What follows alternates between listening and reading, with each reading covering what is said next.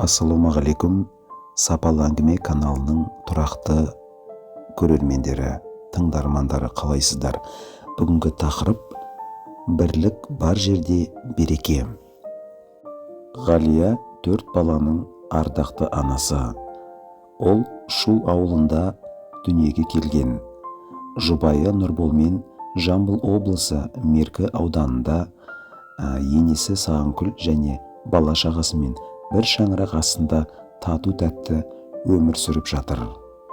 Бұл қарапайым ғана ауыл отбасының өмірі көпке үлгі боларлық.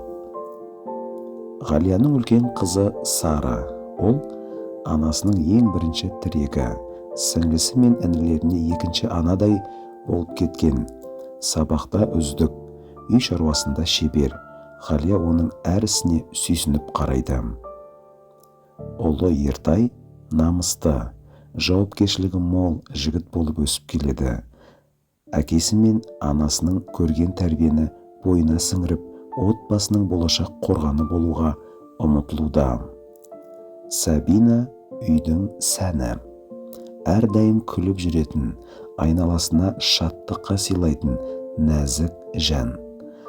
Анасының мейірімділікті, енесінен инабаттылықты үйреніп келеді.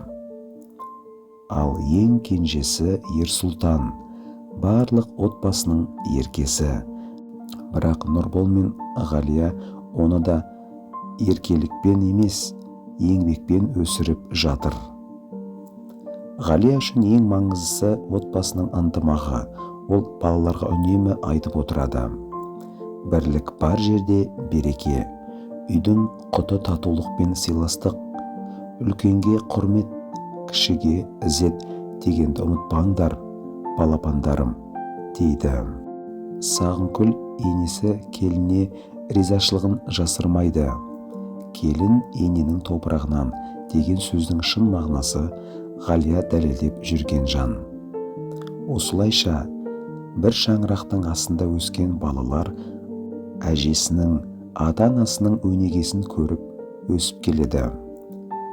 Түйін: Ғалия секілді аналар отбасының шамшырағы, тәрбиелі ұрпақ, тәрбиелі анадан, тыныш үй, берекелі келіннен басталады.